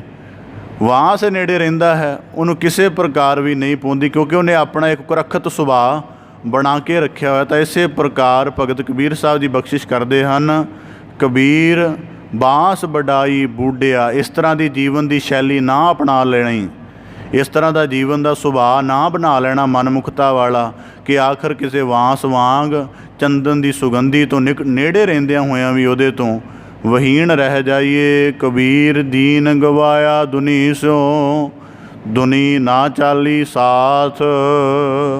ਹੁਣ ਭਗਤ ਕਬੀਰ ਸਾਹਿਬ ਜੀ ਨੇ ਪਹਿਲੇ 2 ਸ਼ਲੋਕਾਂ ਵਿੱਚ ਗੁਰਮੁਖਤਾ ਅਤੇ ਮਨਮੁਖਤਾ ਦੇ ਸੂਤਰ ਸਾਨੂੰ ਬਖਸ਼ਿਸ਼ ਕੀਤੇ। ਹੁਣ ਇਸ ਸੰਬੰਧ ਦੇ ਵਿੱਚ ਕਹਿ ਰਹੇ ਹਨ, ਮਨਮੁਖਤਾ ਜਦੋਂ ਜੀਵਨ ਦਾ ਅਭਿਆਸ ਬਣ ਜਾਂਦੀ ਹੈ ਸੰਸਾਰਿਕਤਾ ਦੇ ਰੂਪ ਵਿੱਚ, ਉਦੋਂ ਕੀ ਬਣਦਾ। ਹੁਣ ਭਗਤ ਕਬੀਰ ਸਾਹਿਬ ਜੀ ਕਹਿੰਦੇ ਦੀਨ ਗਵਾਇਆ ਦੁਨੀ ਸਿਉ। ਦੀਨ ਦਾ ਅਰਥ ਭਾਵ ਜੀਵਨ ਦਾ ਜਿਹੜਾ ਪਰਮ ਫਰਜ਼ ਹੈ, ਜੀਵਨ ਦਾ ਜਿਹੜਾ ਪਰਮ ਕਰਮ ਕਰਨਾ ਹੈ, ਜਾਂ ਜੀਵਨ ਦਾ ਜਿਹੜਾ ਪਰਮ ਮਨੋਰਥ ਹੈ, ਉਹਨੂੰ ਧਾਰਨ ਕਰਨ ਦੇ ਲਈ ਜਿਹੜਾ ਅਭਿਆਸ ਚਾਹੀਦਾ ਉਹਨੂੰ ਦੀਨ ਕਿਹਾ ਜਾਂਦਾ। ਤਾਂ ਭਗਤ ਕਬੀਰ ਸਾਹਿਬ ਜੀ ਕਹਿੰਦੇ ਦੀਨ ਗਵਾਇਆ ਦੁਨੀ ਸਿਉ। ਹੀਰੇ ਨੂੰ ਵੇਚ ਕੇ ਉਹਦੇ ਬਦਲੇ ਲਈਆਂ ਕੌਡੀਆਂ, ਸਰਲ ਗੱਲ ਕਹਿਣੀ ਹੋਵੇ ਤਾਂ ਕਹਿੰਦੇ ਦੁਨੀ ਨਾ ਚਾਲੀ ਸਾਥ। ਹੀਰਾ ਛੱਡ ਕੇ ਕੌਡੀਆਂ ਪਕੜੀਆਂ ਕਿ ਸ਼ਾਇਦ ਇਹ ਕੰਮ ਆਉਣਗੀਆਂ, ਪਰ ਕਹਿੰਦੇ ਜਦੋਂ ਅਸਲ ਵਣਜਣ ਦਾ ਮੌਕਾ ਆਇਆ ਨਾ ਚਾਲੀ ਸਾਥ, ਉਦੋਂ ਇਹ ਨਾਲ ਨਹੀਂ ਨਿਭੀ। ਪਾਏ ਕੁਹਾੜਾ ਮਾਰਿਆ ਗਾਫੁਲ ਆਪਣੇ ਹਾਥ। ਅਤੇ ਭਗਤ ਕਬੀਰ ਸਾਹਿਬ ਜੀ ਕਹਿੰਦੇ ਇਹ ਸਾਰਾ ਇਵੇਂ ਸਮਝ ਲਓ ਕਿ ਜਿਵੇਂ ਮਨੁੱਖ ਆਪ ਹੀ ਕੁਹਾੜਾ ਪਕੜੇ ਅਤੇ ਆਪ ਹੀ ਆਪਣੇ ਪੈਰਾਂ 'ਤੇ ਮਾਰ ਲਏ। ਕਹਿੰਦੇ ਇਸ ਤਰ੍ਹਾਂ ਦਾ ਗਾਫੁਲ ਆਪਣੇ ਹਾਥ। ਗਾਫੁਲ ਦਾ ਭਾਵ ਜਦੋਂ ਗਿਆਨ ਨਹੀਂ ਹੁੰਦਾ, ਜਦੋਂ ਮਾਇਆ ਦੇ ਮਨੁੱਖ ਵਿੱਚ ਭਰਮਿਆ ਹੁੰਦਾ। ਹੁਣ ਇਸ ਵਿਚਾਰ ਨੂੰ ਥੋੜ੍ਹਾ ਜਿਹਾ ਸਮਝਣ ਦਾ ਯਤਨ ਕਰੀਏ ਤਾਂ ਭਗਤ ਕਬੀਰ ਸਾਹਿਬ ਜੀ ਨੇ ਸ਼ਬਦ ਵਰਤਿਆ ਦੀਨ। ਦੀਨ ਦਾ ਭਾਵ ਹੈ ਸਾਡੇ ਆਤਮ ਦਾ ਸੁਭਾਵ, ਸਾਡੇ ਜੀਵਨ ਦਾ ਪਰਮ ਮਨੋਰਥ। ਸਾਡੇ ਜੀਵਨ ਦਾ ਪਰਮ ਮਨੋਰਥ ਸੰਸਾਰ ਵਿੱਚ ਰੱਤੇ ਰਹਿਣਾ ਨਹੀਂ ਹੈ, ਇਹਦੇ ਤੋਂ ਅਲੇਪ ਰਹਿਣਾ ਹੈ। ਇਹਦੇ ਵਿੱਚ ਵਿਚਰਦਿਆਂ ਹੋਇਆਂ ਇਹਦੇ ਤੋਂ ਅਲੇਪ ਰਹਿਣਾ ਹੈ। ਸਾਡੇ ਜੀਵਨ ਦਾ ਦੀਨ ਵਕਾਰਾਂ ਦੀ ਗਿਰਾਵਟ ਦੇ ਵਿੱਚ ਭਟਕਣਾ ਨਹੀਂ, ਸਗੋਂ ਨਾਮ ਰਸ ਦੀ ਉਚਾਈ ਵਿੱਚ ਰਹਿ ਕੇ ਅਤੇ ਜੀਵਨ ਦੇ ਪਰਮ ਆਨੰਦ ਨੂੰ ਮਾਨਣਾ ਹੈ। ਸਾਡੇ ਜੀਵਨ ਦਾ ਦੀਨ ਕਿਸੇ ਪ੍ਰਕਾਰ ਅਗਿਆਨ ਭਰਮ ਦੇ ਵਿੱਚ ਭਰਮਦਿਆਂ ਹੋਇਆਂ ਜੀਵਨ ਦੀ ਅਮੋਲਕ ਰਾਸ, ਜੀਵਨ ਦੀ ਅਮੋਲਕ ਅਹੁਦ ਨੂੰ ਗਵਾ ਦੇਣਾ ਨਹੀਂ, ਸਗੋਂ ਉਹਦੇ ਹਰੇਕ ਦਮ ਦੀ ਸੰਭਾਲ ਕਰਕੇ ਅਤੇ ਉਹਨੂੰ ਬੰਦਗੀ ਦੇ ਬਲ ਨਾਲ ਭਰ ਕੇ ਜਿਉਣਾ ਹੈ। ਤਾਂ ਇਸੇ ਪ੍ਰਕਾਰ ਭਗਤ ਕਬੀਰ ਸਾਹਿਬ ਜੀ ਕਹਿੰਦੇ ਦੀਨ ਗਵਾਇਆ ਦੁਨੀ ਸਿਉ। ਹੁਣ ਇੱਕ ਪਾਸੇ ਦੀਨ ਹੈ, ਦੀਨ ਦਾ ਭਾਵ ਕਿ ਜਿਵੇਂ ਸ਼ਬਦ ਵਿਚਾਰ ਸੁਣਦਾ ਇਹਦੇ ਨਾਲ ਮੱਤ ਉੱਜਲ ਹੋਏਗੀ, ਪਰ ਸੋਚਿਆ ਕਿ ਇਹ ਥੋੜ੍ਹੀ ਅਕਾਊ ਲੱਗਦੀ ਹੈ, ਨੀਰਸ ਲੱਗਦੀ ਹੈ, ਇਸ ਕਰਕੇ ਦੁਨੀ ਦੇ ਨੇੜੇ ਬਹਿ ਕੇ ਗੱਪਾਂ ਮਾਰੀਆਂ ਜਾਣ ਜਾਂ ਵਿਅਰਥ ਦੇ ਵਾਕ ਕਥੇ ਜਾਣ। ਇਸ ਰਸ ਦੀ ਬਜਾਏ ਠੀਕ ਹੈ ਕਿ ਇਹਦੇ ਵਿੱਚ ਪਹਿਲਾਂ ਨੀਰਸਤਾ ਹੀ ਹੁੰਦੀ ਹੈ। ਬੰਦਗੀ ਦਾ ਜਿਹੜਾ ਵੀ ਕਰਮ ਆਪ ਜੀ ਕਰ ਲਓ, ਉਹਦੇ ਵਿੱਚ ਸ਼ੁਰੂ 'ਚ ਕਦੀ ਰਸ ਨਹੀਂ ਬਣਦਾ। ਸ਼ੁਰੂ 'ਚ ਉਹਦਾ ਰਸ ਉਦੋਂ ਹੀ ਬਣਨਾ ਸ਼ੁਰੂ ਹੁੰਦਾ ਜਦੋਂ ਆਤਮ ਦਾ ਕਰਮ ਬਣਨਾ ਸ਼ੁਰੂ ਹੋ ਜਾਂਦਾ। ਤਾਂ ਭਗਤ ਕਬੀਰ ਸਾਹਿਬ ਜੀ ਕਹਿੰਦੇ ਦੀਨ ਗਵਾਇਆ ਦੁਨੀ ਸਿਉ।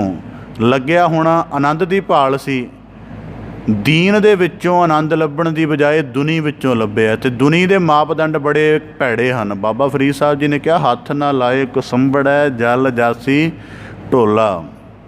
ਇੱਕ ਸੁੱਖ ਦੀ ਚਾਹਤ ਕਰਕੇ ਸੰਸਾਰ ਦੇ ਨਾਲ ਸੰਬੰਧ ਬਣਾਇਆ, ਇੱਕ ਸੁੱਖ ਦੀ ਪ੍ਰਾਪਤੀ ਲਈ ਹਜ਼ਾਰਾਂ ਦੁੱਖਾਂ ਦਾ ਸਨਮੁਖ ਸਾਹਮਣਾ ਕਰਨਾ ਪਿਆ। ਇਸ ਕਰਕੇ ਭਗਤ ਕਬੀਰ ਸਾਹਿਬ ਜੀ ਕਹਿੰਦੇ ਦੀਨ ਗਵਾਇਆ ਦੁਨੀ ਸਿਉ। ਹੁਣ ਇਹਦੇ ਵਿੱਚ 2 ਗੱਲਾਂ ਨੇ। ਦੀਨ ਦਾ ਰੂਪ ਬੜਾ ਸਾਦਾ ਹੈ, ਦੀਨ ਦਾ ਰੂਪ ਬੜਾ ਇੱਕ ਸੰਤੋਖ ਭਾਵ ਵਾਲਾ ਹੈ। ਉਹ ਮਨੁੱਖ ਨੂੰ ਉਵੇਂ ਦੀ ਉਤੇਜਨਾ, ਉਵੇਂ ਦਾ ਆਕਰਸ਼ਣ ਪੈਦਾ ਹੀ ਨਹੀਂ ਕਰਦਾ।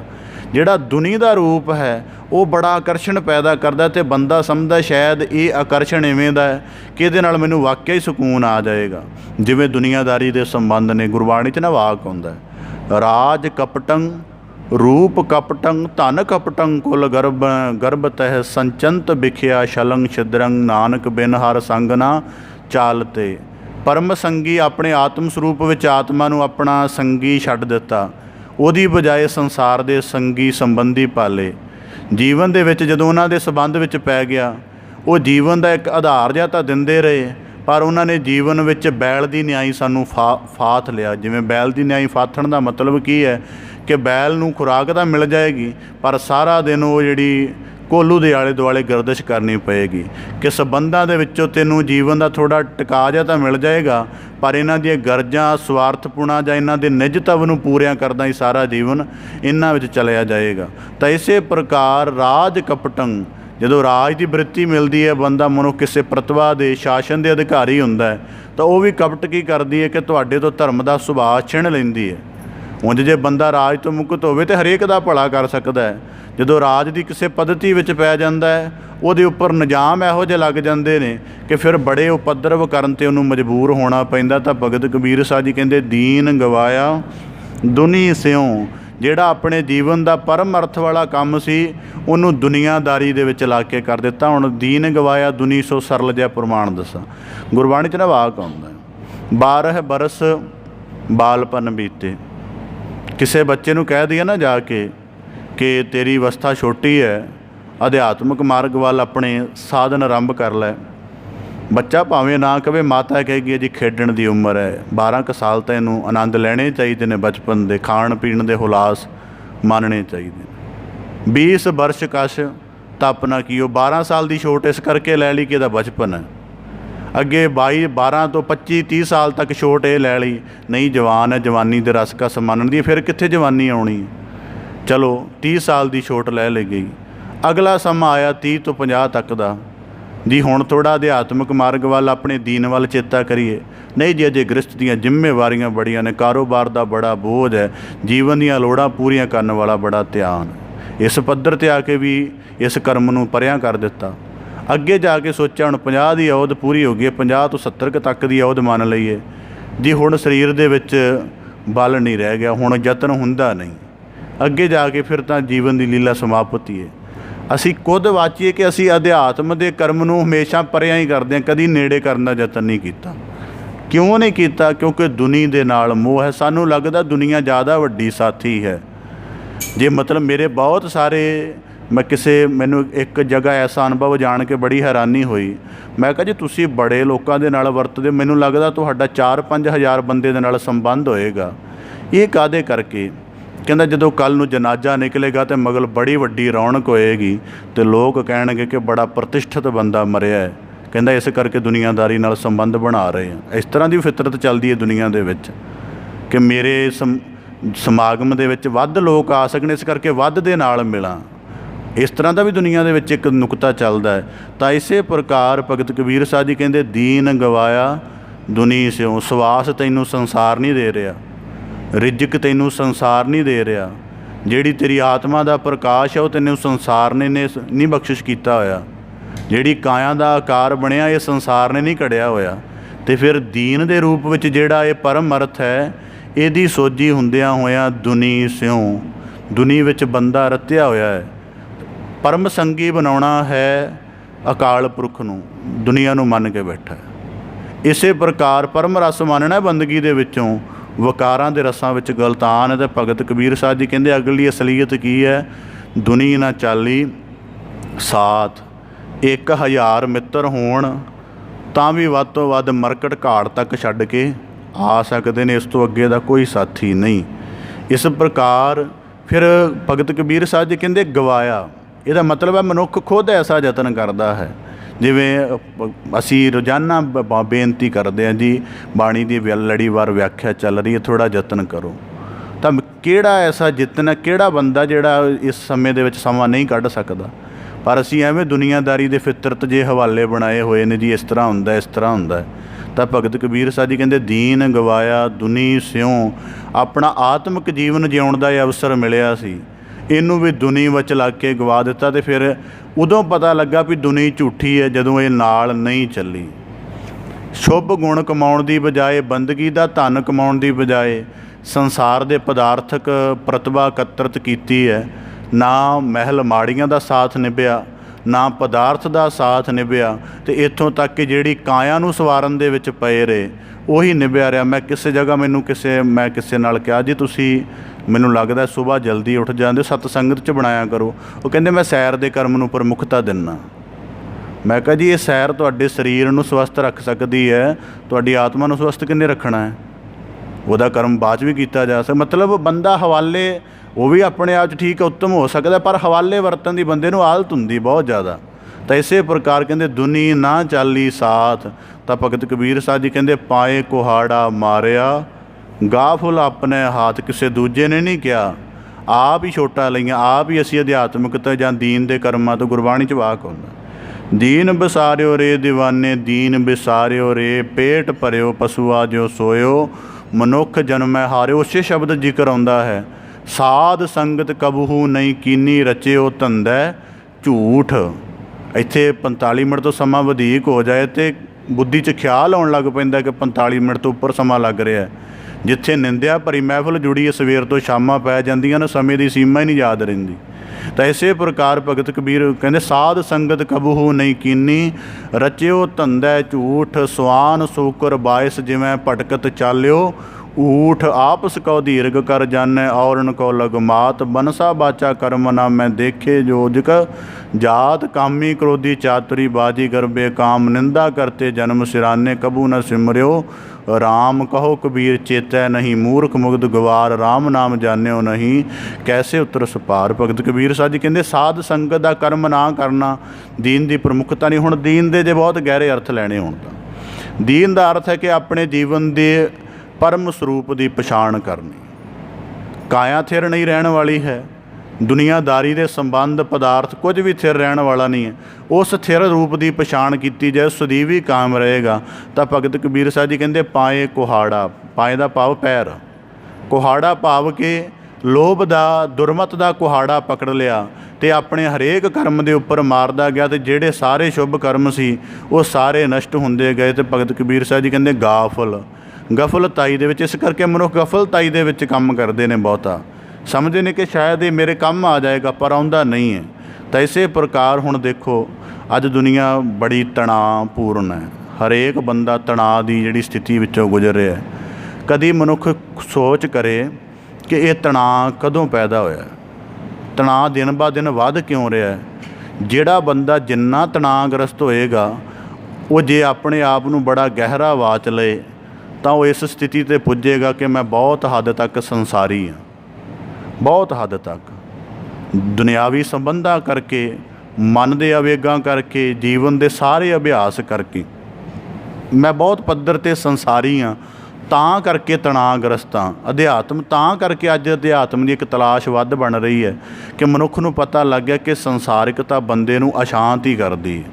ਕਿਸੇ ਪੱਧਰ 'ਤੇ ਵੀ ਜਿਹੜਾ ਮਨੁੱਖ ਨੂੰ ਸ਼ਾਂਤ ਨਹੀਂ ਕਰਦੀ ਹੈ। ਤਾਂ ਇਸੇ ਪ੍ਰਕਾਰ ਭਗਤ ਕਬੀਰ ਸਾਹਿਬ ਜੀ ਕਹਿੰਦੇ ਪਾਏ ਕੁਹਾੜਾ ਮਾਰਿਆ, ਦੁਨੀਆ ਦੇ ਗੁਮਾਨ ਵਿੱਚ ਪੈ ਗਿਆ। ਇਸ ਕਰਕੇ ਗੁਰਬਾਣੀ 'ਚ ਇੱਕ ਵਾਕ ਵੀ ਆਉਂਦੇ ਹਨ, ਸਾਹਿਬ ਲੇਖਾ ਮੰਗਸੀ ਦੁਨੀਆ ਦੇਖ ਨਾ ਭੂਲ। ਨਾਨਕ ਦੁਨੀਆ ਚਾਰ ਦਿਹਾੜੇ ਸੁੱਖ ਕੀਤੇ ਦੁੱਖ ਹੋਈ। ਗੱਲਾਂ ਵਾਲੇ ਹੈਣ ਕਨੇਰੇ ਛੱਡ ਨਾ ਸਕੈ ਕੋਈ। ਗੁਰੂ ਨਾਨਕ ਸਾਹਿਬ ਜੀ 12 ਵਧੀਕ 'ਚ ਬਖਸ਼ਿਸ਼ ਕਰਦੇ ਹਨ, ਭਾਈ ਬੰਦੀ ਹੇਤ ਚੁਕਾਇਆ ਦੁਨੀਆ ਕਾਰਨ ਦੀਨ ਗਵਾਇਆ। ਤਾਂ ਇਸੇ ਪ੍ਰਕਾਰ ਭਗਤ ਕਬੀਰ ਸਾਹਿਬ ਜੀ ਕਹਿੰਦੇ ਗਾਫੁਲ ਆਪਣੇ ਹਾਥ। ਦੁਨੀਆ ਦਾ ਨੁਕਸ ਨਹੀਂ ਹੈ, ਨੁਕਸ ਸਾਡਾ ਆਪਣਾ ਹੈ ਕਿ ਅਸੀਂ ਠੀਕ ਦੀ ਚੋਣ ਨਹੀਂ ਕਰਦੇ ਹਾਂ। ਕਬੀਰ ਜਹ ਜੈ ਹੋ ਫਿਰਿਓ ਕਉਤ ਕਠਾਓ ਠਾਏ। ਇੱਕ ਰਾਮ ਸਨੇਹੀ ਬਾਹਰਾ ਉਜਰ ਮੇਰੇ ਪਾਏ। ਤਾਂ ਇਸੇ ਪ੍ਰਕਾਰ ਕਹਿੰਦੇ ਦੁਨੀਆ ਦਾ ਤਮਾਸ਼ਾ ਲੱਗਿਆ ਹੋਇਆ ਹੈ। ਬੜੇ ਤਰ੍ਹਾਂ ਦੇ ਤਮਾਸ਼ੇ ਨੇ, ਕਿਤੇ ਧੀਆਂ ਪੁੱਤਰਾਂ ਦੇ ਹੁਲਾਸ ਨੇ, ਕਿਤੇ ਧਨ ਸੰਪਦਾ ਦੇ ਬੜੇ ਚੋਜ ਨੇ, ਕਿਤੇ ਰਾਜਨੀਤੀ ਆਦਿਕ ਦਾ ਬੜਾ ਜਿਹੜਾ ਤਮਾਸ਼ਾ ਬਣਿਆ ਹੋਇਆ। ਪਰ ਭਗਤ ਕਬੀਰ ਸਾਹਿਬ ਜੀ ਕਹਿੰਦੇ ਜਿੱਥੇ ਜਿੱਥੇ ਫਿਰਿਆ ਤਰ੍ਹਾਂ ਤਰ੍ਹਾਂ ਦੇ ਤਮਾਸ਼ੇ ਵੇਖੇ ਨੇ। ਤਰ੍ਹਾਂ ਤਰ੍ਹਾਂ ਦੇ ਲੋਕ ਆਪਣੀ ਦੁਨੀਆ ਦੇ ਵਿੱਚ ਪਏ ਹੋਏ ਆਪਣੇ ਕਰਮ ਕਰ ਰਹੇ ਹਨ। ਪਰ ਭਗਤ ਕਬੀਰ ਸਾਹਿਬ ਜੀ ਕਹਿੰਦੇ ਇੱਕ ਰਾਮ ਸਨੇਹੀ ਬਾਹਰਾ।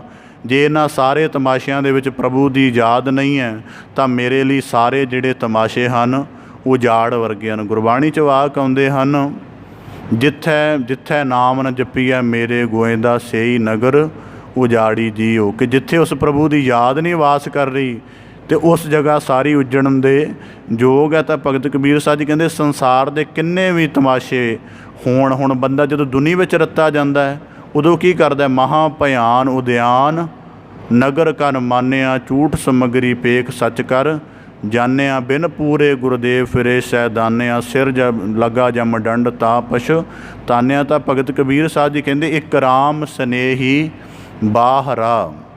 ਕਿ ਇਸੇ ਪ੍ਰਕਾਰ ਗੁਰਬਾਣੀ 'ਚ ਵਾਕ ਹੁੰਦਾ, ਇਹ ਜੋ ਦੁਨੀਆ ਸਿਹਰ ਮੇਲਾ ਦਸਤਗੀਰੀ ਨਾਹੀ। ਤਾਂ ਭਗਤ ਕਬੀਰ ਸਾਹਿਬ ਜੀ ਕਹਿੰਦੇ ਇੱਕ ਰਾਮ ਸਨੇਹੀ ਬਾਹਰਾ। ਪਰਿਵਾਰ ਦੇ ਤਲ 'ਤੇ ਜਿਉਂ ਰਹੇ ਨੇ, ਕਾਰੋਬਾਰ ਹੋਰ ਸਾਰੇ ਤਲਾਂ 'ਤੇ, ਪਰ ਜੇ ਉਹਦੇ ਅੰਦਰ ਪ੍ਰਭੂ ਦਾ ਚਿੰਤਨ ਨਹੀਂ ਹੈ ਤਾਂ ਭਗਤ ਕਬੀਰ ਸਾਹਿਬ ਜੀ ਕਹਿੰਦੇ ਇਹਨੂੰ ਦੀਨ ਦੇ ਅਰਥਾਂ ਦੇ ਵਿੱਚ ਉਜਾੜ ਹੀ ਜਾਣੋ। ਦੀਨ ਉਦੋਂ ਪ੍ਰਪੱਕ ਹੋਏਗਾ ਜਾਂ ਦੁਨੀ ਉਦੋਂ ਸੁਹਾਵਣੀ ਹੋਏਗੀ ਜਦੋਂ ਦੁਨੀ ਦੇ ਅੰਦਰ ਵਾਸ ਕਰੇਗੀ। ਇਸੇ ਕਰਕੇ ਆਸਾ ਦੀ ਵਾਰ ਦੇ ਵਾਕ ਆਉਂਦੇ ਨੇ, ਇਹ ਜਗ ਸੱਚੇ ਕੀ ਹੈ ਕੋਠੜੀ ਸੱਚੇ ਕਾ ਵਿੱਚ ਵਾਸ। ਸੱਚੇ ਕਾ ਵਿੱਚ ਵਾਸ ਦਾ ਮਤਲਬ ਕੀ ਹੈ ਕਿ ਸੱਚੇ ਦੀ ਯਾਦ, ਉਹਦਾ ਚਿੰਤਨ, ਉਹਦਾ ਜ਼ਿਕਰ, ਉਹਦਾ ਸਾਰਾ ਕੁਝ ਉਹਦੇ ਵਿੱਚ ਵਾਸ ਕਰੇ ਤਾਂ ਇਹ ਸੱਚ ਰੂਪ ਹੈ, ਨਹੀਂ ਤਾਂ ਦੁਨੀਆ ਕੂੜ ਰੂਪ ਹੋ ਜਾਂਦੀ ਹੈ। ਤਾਂ ਭਗਤ ਕਬੀਰ ਸਾਹਿਬ ਜੀ ਕਹਿੰਦੇ ਕਰਾਮ ਸਨੇਹੀ ਬਾਹਰਾ, ਜੇ ਇਸ ਸਾਰੇ ਸਗਲ ਜਗਤ ਦੇ ਤਮਾਸ਼ੇ ਅੰਦਰ ਪ੍ਰਭੂ ਦੀ ਯਾਦ ਦਾ, ਉਹਦਾ ਕੋਈ ਧਿਆਨ ਰੂਪ, ਕੋਈ ਚਿੰਤਨ ਰੂਪ ਜ਼ਿਕਰ ਨਹੀਂ ਹੈ ਤਾਂ ਇਹ ਸਾਰੀ ਉਜਾੜ ਵਾਂਗ। ਇਸ ਪ੍ਰਕਾਰ ਭਗਤ ਕਬੀਰ ਸਾਹਿਬ ਜੀ ਅੱਜ ਦੇ 4 ਸ਼ਲੋਕਾਂ ਦੁਆਰਾ ਸਾਨੂੰ ਬਖਸ਼ਿਸ਼ ਕਰਦੇ ਹਨ ਕਿ ਜੀਵਨ ਗੁਰਮੁਖਤਾ ਵਾਲਾ ਬਣਾਈਏ। ਹੁਣ ਗੁਰਮੁਖਤਾ ਦਾ ਕਈ ਪੁੱਛਣਗੇ ਸਰਲ ਜੀ ਵਿਆਖਿਆ ਇਹਦੀ ਕਿ ਜਿਹਦਾ ਮੁੱਖ ਗੁਰੂ ਵੱਲ ਹੈ। ਜਿੰਨੇ ਕੋਈ ਵੀ ਕਰਮ ਕਰਨਾ ਹੈ, ਗੁਰ ਸ਼ਬਦ ਦਾ ਜਿਹੜਾ ਚਾਨਣ ਹੈ ਪਹਿਲਾਂ ਉਹਦੇ ਸਹਿਤ ਆਪਣੇ ਕਰਮ ਨੂੰ ਵਾਚਦਾ ਨੂੰ ਗੁਰਮੁਖ ਕਿਹਾ ਜਾਂਦਾ। ਭਗਤ ਕਬੀਰ ਸਾਹਿਬ ਜੀ ਬਖਸ਼ਿਸ਼ ਕਰਦੇ ਕਿ ਸਾਡਾ ਜੀਵਨ ਗੁਰਮੁਖ ਦੀ ਨਿਆਈ ਚੰਦਨ ਵਰਗਾ ਹੋਵੇ, ਅਤੇ ਜੇ ਬਚਾਵ ਕਰਨਾ ਹੈ ਤੇ ਬਾਂਸ ਵਰਗੇ ਭਾਵ ਮਨਮੁਖੀ ਜੀਵਨ ਤੋਂ ਆਪਣਾ ਵਾਂਸ ਕਰੀਏ ਕਿ ਚੰਦਨ ਦੇ ਨਿਕਟ ਰਹਿ ਕੇ ਵੀ ਕਿਤੇ ਚੰਦਨ ਦੀ ਸੁਗੰਧੀ ਤੋਂ ਵਹੀਣ ਨਾ ਰਹਿ ਜਾਈਏ। ਦੀਨ ਦੀ ਬਜਾਏ ਕਿਤੇ ਦੁਨੀ ਵਿੱਚ ਫਸ ਕੇ ਦੀਨ ਦੀ ਅਮੋਲਕਤਾ ਨੂੰ ਨਾ ਗਵਾ ਬੈਠੀਏ। ਤਾਂ ਇਸੇ ਪ੍ਰਕਾਰ ਜਗਤ ਜਿਤਨੇ ਤਮਾਸ਼ੇ ਹਨ ਉਹ ਤਾਂ ਹੀ ਸੁਹਾਵਣੇ ਜਾਂ ਚੰਗੇ ਮੰਨੇ ਜਾਣੇ ਚਾਹੀਦੇ ਹਨ ਜੇ ਉਹਦੇ ਅੰਦਰ ਪ੍ਰਭੂ ਦੀ ਯਾਦ ਦਾ ਮੌਜੂਦਗੀ ਹੈ। ਜੇ ਨਹੀਂ ਆ ਤਾਂ ਸਾਰੇ ਉਜਾੜ ਰੂਪ ਹਨ। ਭਗਤ ਕਬੀਰ ਸਾਹਿਬ ਜੀ ਕਿਰਪਾ ਕਰਨ। ਸ਼ਲੋਕਾਂ ਦੇ ਭਾਵ ਉਪਦੇਸ਼ ਸਾਡੇ ਸਾਰਿਆਂ ਦੇ ਹਿਰਦੇ ਅੰਦਰ ਵਸ ਜਾਣ ਦੀ ਆਰੰਭ ਵਿੱਚ ਬੇਨਤੀ ਕੀਤੀ ਸੀ ਕਿ ਜਿਤਨੇ ਦਿਨ ਆਪ ਜੀ ਨੇ ਸ਼ਲੋਕਾਂ ਦੀ ਵਿਆਖਿਆ ਸ਼ਰਵਣ ਕਰਨੀ ਹੈ, ਭਗਤ ਕਬੀਰ ਸਾਹਿਬ ਜੀ ਦੀ ਸਮੁੱਚੀ ਬਾਣੀ ਦਾ ਪਾਠ ਵਿਚਾਰ ਆਪਣੇ ਘਰ ਦੇ ਵਿੱਚ, ਆਪਣੇ ਪਰਿਵਾਰ ਆਦਿਕ ਦੇ ਵਿੱਚ ਬੈਠ ਕੇ ਕਰੋ ਤਾਂ ਕਿ ਜਿਹੜੀ ਬਾਣੀ ਦੇ ਨਾਲ ਜੁੜਨ ਦੀ ਸਾਡੀ ਪ੍ਰਵਿਰਤੀ ਬਣੇ। ਜਿਵੇਂ ਵਿਦਿਆਰਥੀ ਸਕੂਲ ਵਿੱਚ ਵੀ ਪੜ੍ਹਦਾ ਤਾਂ ਘਰ ਜਾ ਕੇ ਵੀ ਪੜ੍ਹਦਾ ਹੈ, ਉਹ ਕੇਵਲ ਸਕੂਲ ਦੇ ਵਿੱਚ ਹੀ ਨਹੀਂ ਪੜ੍ਹਦਾ। ਇਸੇ ਪ੍ਰਕਾਰ ਜਿਹੜਾ ਇੱਕ ਉੱਤਮ ਸਤਸੰਗੀ ਹੁੰਦਾ ਹੈ ਉਹ ਸ਼ਬਦ ਦੀ ਵਿਚਾਰ ਨੂੰ ਆਪਣੇ ਘਰ ਜਾ ਕੇ ਵੀ ਗ੍ਰਹਿਣ ਕਰਨ ਦਾ ਯਤਨ ਕਰਦਾ। ਭਗਤ ਸਾਹਿਬਾਨ ਦੀ ਕਿਰਪਾ ਕਰਨ। ਸ਼ਲੋਕਾਂ ਦਾ ਭਾਵ ਉਪਦੇਸ਼ ਸਾਡੇ ਸਾਰਿਆਂ ਦੇ ਹਿਰਦੇ ਅੰਦਰ ਵਸ ਜਾਏ ਜੀ। ਸਾਡਾ ਸਾਰਿਆਂ ਦਾ ਇੱਥੇ ਆਇਆ ਸਫਲਾ ਹੋਵੇ ਜੀ। ਪਾਵਨ ਲੜੀਵਾਰ ਬਾਣੀ ਦੀ ਵਿਆਖਿਆ ਦੀ ਆਪ ਜੀ ਦੇ ਨਾਲ ਸਾਂਝ ਪਾਉਂਦਿਆਂ ਹੋਈਆਂ ਬੇਅੰਤ ਭੁੱਲਾਂ ਦੀ ਖਿਮਾ ਜਾਚਨਾ ਜੀ। ਬੜੇ ਅਦਬ ਸਹਿਤ ਗੱਜ ਕੇ ਫਤਿਹ ਅਰਜ਼ ਕਰੋ ਜੀ। ਵਾਹਿਗੁਰੂ ਜੀ ਕਾ ਖਾਲਸਾ, ਵਾਹਿਗੁਰੂ।